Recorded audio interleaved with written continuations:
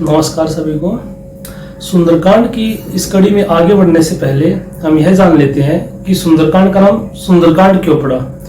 क्योंकि रामायण में हर एक कांड के लिए जो नाम दिया गया है वो उसकी जगह से जुड़ा हुआ है। जैसे लंका के अंदर जो भी घटनाएं हुई उसका नाम दे दिया लंका कांड, जो किष्किंधा के अंदर घटनाएं हुई उसका नाम दे दिया किष्किंधा कांड, जो वन के अंदर भगवान का वनवास हुआ उसका नाम दे दिया अरण्य कांड। तो सभी जो कांड के नाम है वो जगह से संबंधित है। लेकिन सुंदरकांड का क्या अर्थ हुआ, ये किस जगह से संबंधित है? तो एक मत यह भी आता है कि सुंदरकांड से पहले जो भी कार्य होता है उसमें सब लोग सिर्फ विचार कर रहे होते हैं कि कैसे इस समुद्र से पार जाया जाए, कैसे क्या कुछ किया जाए। और सुंदरकांड के बाद जो लंका कांड आता है उसमें सिर्फ एक्शन होता है, उसमें जो प्लान है वो एग्जीक्यूट करते हैं, सिर्फ कुछ सोचते नहीं है। सुंदरकांड से पहले वो सब कुछ सोचते रहते हैं और सुंदरकांड के बाद वो करते रहते हैं। सुंदरकांड एक ऐसा फेज है जिसके अंदर वो विचार करते हैं कि क्या किया जाए। तो इसका एक अर्थ यह भी निकल के आता है कि जीवन में उसी के कांड सुंदर होंगे जो पहले सोचेगा, विचारेगा, फिर उसके ऊपर काम करेगा। एक कहावत भी है, बिना विचारे सो करे सो पाछे पछताए, काम बिगाड़ आपनो जग में हूं होते हंसाए। कि बिना सोचे विचारे जो कुछ काम करता है उसके सारे काम बिगड़ जाते हैं और जग में भी उसकी हंसी होती है। अब हम आगे चर्चा करेंगे सुंदरकांड के अंदर। तो हमने पिछले एपिसोड में, पिछली वीडियो में मैंने आपको ये बताया था कि हनुमान जी जो है वो चले हैं लंका के लिए, और जिस भी पर्वत को वो हनुमान जी पैर रख रहे हैं वो पाताल में धंसा जा रहा है, बहुत नीचे समुद्र में जाया जा रहा है। तो अब देवताओं ने देखा कि ये काम करने के लिए चले तो हैं, पर इनके अंदर सामर्थ्य कितना है, ये कितना बल रखते हैं, कितनी इनके अंदर शक्ति है, कितनी इनके अंदर बुद्धि है, उसकी परीक्षा लेने के लिए उन्होंने क्या किया, एक नागों की माता सुरसा को भेजा। तो चौपाई है, जात पवन सुत देव न देखा, जाने कहूं बल बुद्धि विशेषा, सुरसा नाम आइन कह माता, पठनी आई कहीं ते बाता, आज सुरन मोहि दीन आहारा, सुनत वचन कह पवन कुमारा, राम काज करी फिर मैं आऊं, सीता के सुधि प्रभु सुनाऊं। तो जो मैंने आपको पहले बताया था अभी कि देवताओं ने हनुमान जी की परीक्षा लेने के लिए नागों की माता सुरसा को भेजा कि उनके अंदर बल कितना है, बुद्धि कितनी है। तो जैसे ही नागों की माता, सर्पों की माता सुरसा ने उन्हें देखा तो उन्होंने कहा कि आज सुरन मोहि दीन आहारा, कि आज देवताओं ने मुझे भोजन दिया है, आज मैं हनुमान जी आपको खाकर अपनी भूख मिटाऊंगी। तो सुनत वचन कह पवन कुमारा, उनके ये वचन सुनकर, उनकी ये बात सुनकर हनुमान जी ने कहा कि सुनत वचन कह पवन कुमारा, राम काज करी फिर मैं आऊं, सीता के सुधि प्रभु सुनाऊं। कि हे माता, मुझे बस इतना समय दे दीजिए कि जो राम का कार्य है, जो भगवान श्री राम का कार्य है वो मैं करके वापस आ जाऊं, और जो सीता माता की जो खबर है वो प्रभु को सुना दूं। फिर मैं अपने आप आपके पास आऊंगा और अपने आप को आपको समर्पित कर दूंगा। फिर आपकी इच्छा, आप मुझे खाना चाहे मुझे छोड़ना। तब हनुमान जी ने कहा, तब तो बदन बैठियो आई, सत्य कहूँ मोहि जान दे माई, कौने जतन दे नहीं जाना, रस्सी न मोहि कहीं हनुमाना। तब हनुमान जी ने कहा कि उसके पश्चात, सीता माता की खोज देने के पश्चात भगवान राम को मैं अपने आप आपके मुख में प्रवेश करूंगा, अर्थात आप मुझे खा लेना।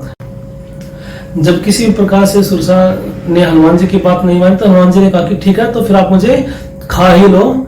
जो जन भरिते ही बदन पसारा, कपितन की दुगुन विसितारा, सोरा जो जन मुख तेठ है हूं, तुरत पवन सुत 32 वाया हूं। जो नागों की माता सुरसा थी उन्होंने क्या किया, एक योजन भरा अपने मुख को खोला, मतलब बहुत विशाल का मुख खोला हनुमान जी को खाने के लिए।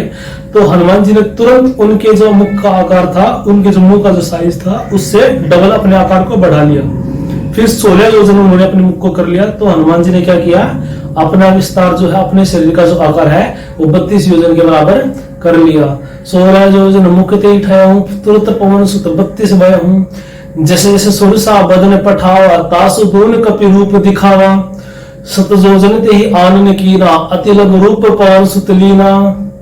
बदन पैठी पुनि बाहिर आवा, मांगा विदा ताहि सिरुनावा, मोहि सुरंजे हिलागी पठावा, बुद्धि बल मर्म तोर वह पावा, राम काज सब करिया हूँ, तुम बल बुद्धि निधान, आशीष दे गई सो हर्षि चले हनुमान, मंगल भवन अमंगल हारी, द्रोह सुदशरथ अजर बिहारी। जैसे ही सुरसा ने अपना मुख को 16 योजन खोला तो हनुमान जी 32 के हो गए। अब जैसे जैसे सुरसा जो अपना वजन का आकार बढ़ाते जा रही थी, हनुमान जी उससे डबल अपना आकार बढ़ा रही थी। तो एक बार क्या किया, उन्होंने अपना जो मुख का आकार है वो 100 योजन कर लिया, मतलब बहुत बड़ा उन्होंने अपना मुख खोला। तो हनुमान जी ने क्या किया, बहुत छोटा रूप धर के उनके मुख के अंदर प्रवेश किया और पेट के अंदर से फिर वो वापिस बाहर आ गए। तो हनुमान जी को सुरसा ने कहा कि बल बुद्धि मर्म तोड़ मैं पावा, कि मैंने आपके बल और बुद्धि का मर्म पा लिया है, मैं आपके बल और बुद्धि को जान चुकी हूँ। मुझे जो है देवताओं ने आपकी परीक्षा लेने के लिए भेजा था, लेकिन आप बल और बुद्धि दोनों में ही समर्थ है। जाओ, आपको आशीर्वाद है, आप रामकाज करने में पूर्णतः समर्थ हैं। और ये कहकर हनुमान जी ने उनको प्रणाम किया और प्रसन्नचित होकर हनुमान जी चल पड़े। तो अंत में चौपाई आती है, राम काज सब करिया हूँ, तंबल बुद्धि निधान, आशीष दे गई सो हर्षि चले हनुमान। तो उन्होंने आशीर्वाद दिया कि आप राम के सारे काम जो है पूर्ण कर लोगे, ऐसा आशीर्वाद देके जो सुरसा है वो चलेगी। और फिर उनके जाने के पश्चात हनुमान जी भी बहुत ही प्रसन्नचित होकर, जो खुश होकर हनुमान जी चले गए। इस पूरे प्रसंग में हमें यह देखने को मिलता है, हनुमान जी जो है वो बलवानों में सबसे श्रेष्ठ बलवान है और बुद्धिमानों में सबसे श्रेष्ठ बुद्धिमान है। और इसी का परिचय देते हुए उन्होंने क्या दिखाया, जहां पे बल की आवश्यकता थी वहां पे उन्होंने बल दिखाया, और जहां पे बुद्धि की आवश्यकता थी वहां पे उन्होंने बुद्धि को दिखाया। अब जो बल है, जैसे जैसे सुरसा अपना मुख बढ़ाती जा रही थी, हनुमान जी भी अपना आकार बढ़ाते जा रहे थे। उन्होंने बल का प्रदर्शन किया कि देखो मैं कम नहीं हूं, अगर तुम अपना मुख 1 योजन कर रही हो तो मैं अपना मुख 2 योजन कर सकता हूँ, अपना शरीर 2 योजन कर सकता हूँ। और जैसे जैसे उन्होंने अपना विस्तार बढ़ाया, हनुमान जी ने उनसे डबल बढ़ाया। जहां पे बल दिखाने की बारी आई थी, हनुमान जी ने वहां पे बल दिखाया, लेकिन जहां पे बुद्धि दिखाने की बारी आई, जब उन्होंने 100 योजन मुख किया, अब 200 योजन करके उनको क्या अपना बल का परिचय पहले दे चुके थे। अब उनको सिर्फ ये प्रूव करना था कि उनके पास बल और बुद्धि दोनों है। अब सुरसा ने कहा था कि मुझे आपको खाना है। खाना मोस्टली जो है तो हमारे मुख से, मुंह से संबंधित होता है। कुछ भी चीज हम खाते हैं हमारे मुंह के अंदर चलेगी, इट मींस हमने उसको खा लिया। तो हनुमान जी ने अपने आप अपनी बुद्धि का परिचय देते हुए क्या किया, उनके मुख में प्रवेश करके वापस आ गए।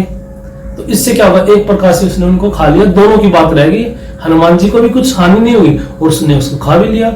और फिर बाद में आपको पता ही है कि सुरसा ने बताया कि ऐसे ऐसे मुझे तो देवताओं ने परीक्षा के लिए भेजा था और आप इन दोनों में निपुण हो। तो कई बार ऐसा होता है कि जहां पे बल की आवश्यकता होती है वहां पे हम ज्यादा बुद्धि लगाते हैं, और जहां पे बुद्धि की आवश्यकता होती है वहां पे ज्यादा हम बल लगाते हैं। इन दोनों का जो सामंजस्य है उसी से हमारे जो कार्य है वो सिद्ध हो सकते हैं, वो किसी भी क्षेत्र में हो, वो भौतिक क्षेत्र में, आध्यात्मिक क्षेत्र में, किसी भी क्षेत्र में हो। एक कथा बहुत ज्यादा प्रचलित है कि एक गुरु के आश्रम में एक शिष्य था जो तलवारबाजी में बहुत ज्यादा निपुण था। उसकी जो ख्याति थी दूर दूर तक थी कि हाँ उसके जैसा तलवारबाज कोई नहीं है। वो कुछ भी काम होता अपने तलवार के दम पे करवा लेता। कुछ उसको ख्याति का फायदा मिल जाता कि ठीक है भाई इतना बड़ा तलवारबाज, चलो इसके लिए रास्ता छोड़ दो, ये चीज छोड़ दो, कुछ भी करो। तो एक दिन जब वो अपने आश्रम में आया तो उसने देखा कि उसके कपड़ों पे एक चूहा बैठा था। अब उसका अहंकार कि मैं तो सबसे बड़ा तलवारबाज हूँ, मेरे कपड़ों पे चूहा। तो उसने उसको भगाने की बजाय तलवार उठा ली कि मैं तो उसको काटूंगा। लेकिन जैसे उसने तलवार उठाई तो जो चूहा था उसने भी क्या किया, उसकी तरफ देखा। जब उसने चूहे ने उसकी तरफ देखा तो उसको लगा कि ये जैसे चिढ़ा रहा है कि तलवारबाज होगा तो कहीं और होगा, मेरे सामने तेरी तलवार का कोई मूल्य नहीं है, कोई वैल्यू नहीं है। तो जो तलवारबाज था वो भी तैश में आ गया। उसने क्या किया, तलवार लिया और चूहे को मारने के लिए जैसे ही प्रहार किया उसके कपड़े कट गए। चूहा तो भाग गया। उसने फिर तलवार उठाई, फिर चूहे के पीछे भागा, चूहा भागता रहा, चूहे के पीछे भागता रहा। इस चक्कर में उसने जो अपनी सारी कुटिया थी, जो सारी झोपड़ी थी, उसको तहस नहस कर दिया। उसके बाद चूहा उसके पकड़ में नहीं आया। इतना सब कुछ होने के बाद उस तलवारबाज ने भी हार मान ली, क्योंकि वो बहुत देर से लगा हुआ था। तो उसको लगा कि ये चूहा ही, उसको ये बिल्कुल नहीं लगा कि चूहा नॉर्मल है। उसको लगा यार चूहा ही कितना स्पेशल होगा कि जो मेरी तलवार के सामने टिक पा रहा है, बड़े बड़े योद्धा नहीं टिक पाते, ये इसमें कुछ न कुछ जरूर कुछ सुपरनेचुरल है। बात गांव में फैल गई, सब आदमी डरने लगे, कोई भी उस चूहे को पकड़ने के लिए तैयार ना हो। उसने चलो बिल्ली को बुलाते हैं। तो ये कथा समझाने के तौर पे है कि बिल्ली को बुलाएगा तो पूरे गांव में जब ये बात फैल गई थी कि चूहा विशेष है, तो कोई भी बिल्ली उस चूहे के पास जाने के लिए तैयार ही नहीं हो। किसी बिल्ली को जबरदस्ती भेज भी दे तो खिड़की से भाग जाएगा, कोई भी उसके पास ही नहीं जा रही। तो बिल्लियों ने आपस में मिलकर सलाह बनाई कि ऐसे तो काम नहीं चलेगा, अगर ये बात दूसरे चोर को पता चल गई तो कोई हमारी पकड़ में ही नहीं आएगा, फिर तो सारे ही ऐसे हो जाएंगे, हम क्या करेंगे। तो जो राजा के दरबार में जो बिल्ली थी स्पेशल उसको बुलाया गया, कहा उसको कुछ नहीं पता था, उसको ये था कि ठीक है चूहा पकड़ना है। वो बिल्ली आई, चूहा पकड़ के झट से सबके सामने ले गई। सब पूछने लगे, सब लोग क्यूरियस थे कि क्या किया तुमने, कैसे किया। लेकिन उस बिल्ली ने कहा इसमें बताने जैसा क्या है, मैं बिल्ली हूं, वो चूहा है, मेरा स्वभाव है चूहे को पकड़ना, और जो प्रकृति ने चूहे को जो शक्तियां प्रदान की हैं वो चूहा अपनी यूज कर रहा था, लेकिन प्रकृति ने मुझे वो शक्तियां दी है जिससे मैं चूहे को पकड़ सकती हूँ। मुझे वो बल भी है, मेरे अंदर वो शक्ति भी है और वो दिमाग भी है कि कैसे मुझे, कहाँ तक मुझे भागना है, कैसे उसको पकड़ना है। इसमें क्वेश्चन करने जैसा क्या, हम तो युगों युगों से यही काम करते हुए आ रहे हैं। मुझे ये समझ में नहीं आ रहा कि आप लोग इसको पकड़ने में समर्थ क्यों नहीं हो। तो इस कहानी से मैं, दोनों कहानी से मुझे शिक्षा मिलती है। देखो जो तलवारबाज था, अगर वो थोड़ा सा दिमाग लगाता तो पिंजरा उसके लिए कोई बड़ी बात नहीं थी, ना ही उसको हिंसा करनी पड़ती बेवजह एक जानवर के ऊपर, और ना ही अपने कुटिया का नुकसान करता अगर वो दिमाग लगाता तो।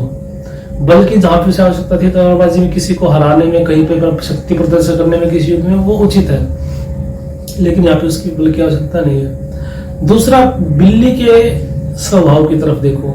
बिल्ली ने जो बात कही है वो पूर्णतः सत्य है। अगर यह बात हमारी समझ में आ जाए तो बहुत सारी परेशानियों से हम बच सकते हैं। अगर हम चीजों के स्वभाव के अनुरूप काम करते हैं तो हमें कोई समस्या नहीं होती। जैसे प्रकृति ने जो हमें चीजें दी हैं, आपने 10% ला सुना होगा खाने का, कि जब भी एक लेवल से दूसरे लेवल पे खाना जाता है तो एनर्जी सिर्फ 10% ही ट्रांसफर हो पाती है। तो सीधी जगह हम प्लांट्स को कंज्यूम करते हैं तो वो जो प्रोटीन, जो विटामिन्स, मिनरल्स जो हमें मिलते हैं वो उचित मात्रा में होते हैं। दूसरा क्या है, दूसरा खाना वो होना चाहिए जो हमें ऊर्जा दे, ना कि हमें नींद लेके आए। प्रकृति का क्या नियम है कि जब पेट को भूख लगती है इसका मतलब उसको भोजन चाहिए। भोजन से क्या होता है कि हमें ऊर्जा मिलती है, कुछ अन्य चीजें मिलती हैं। लेकिन हम जो खाना खाते हैं वो कैसा होता है, खाना खाने के बाद हमें नींद आती है। तो अगर हम ऐसा खाना खाएंगे जिससे हमें खाना खाने के बाद नींद ना आके बल्कि एनर्जी मिले, तो आप अपने अंदर एक अलग ही हल्कापन और एक खुशी महसूस करेंगे और विभिन्न प्रकार की जो बीमारियां हैं, लगभग जो बीमारियां हैं उनसे आप बच जाएंगे। हर चीजें अपने स्वभाव के अनुरूप काम करती हैं। अग्नि का काम है जलाना, कोई अग्नि से नहीं पूछता कि कैसे जलाओगे, कोई पानी से नहीं पूछता कैसे भिगाओगे। ऐसे ही जो खुश रहना है वो हमारा स्वभाव है। हम भागवत में भी श्लोक आता ना, सच्चिदानंद रूपाय विसुत्पत्त्यादि हेतवे तापत्रय विनाशाय श्री कृष्णाय वयम नमः। कि भगवान क्या है, सत्य, चित्त और आनंद स्वरूप है, और हम सब जो है उस भगवान की संतान है। शेर का बच्चा शेर होता है, इंसान का बच्चा इंसान होता है। जो ऐसे ही आत्मा तत्व जो है वो परमात्मा का रूप है। तो हमारा स्वभाव भी आनंद में ही होना है। दुख हमारी खोज है, दुख को हम आमंत्रित करते हैं, दुख भगवान नहीं देता। आनंद हमारा स्वभाव है। अगर हम अपने स्वभाव में आ जाएंगे तो हमें कोई तकलीफ नहीं होगी। हम भी यही करते हैं उस तलवारबाज की तरह, जहां पे बल नहीं लगाना तो वहां पे बेवजह बल लगाते हैं। अच्छा उसने ये गाड़ी खरीद ली है और मैं ये गाड़ी खरीदी दिखाऊंगा, वहां पे हम दिमाग नहीं लगाते। उसने गाड़ी खरीदी तो मैं भी गाड़ी खरीदूंगा। हम अपनी सर्कमस्टांसेस, अपनी सिचुएशन में देखते हैं, और जो पैरामीटर्स हैं ये तो टाइम टू टाइम चेंज होते रहते हैं। और आप किस से अपने आप को तुलना करेंगे। आप इस जगत के अंदर है, इस जगत ने आपको पूर्णतः स्वीकार किया है, इसीलिए आप इस जगत के अंदर रह रहे हैं, सांस ले रहे हैं। आप उसके लिए विशेष हैं जितना विशेष आपको होना चाहिए। आपको किसी और के स्टैंप की जरूरत नहीं है कि आप ये करके दिखाएंगे तो विशेष हो जाएंगे। हम हमेशा ये देखते हैं कि हमारे पास क्या नहीं है जो सामने वाले के पास है। हम एक बार भी ये नहीं देखते कि हमारे पास भी कुछ ऐसा है जो सामने वाले के पास नहीं है।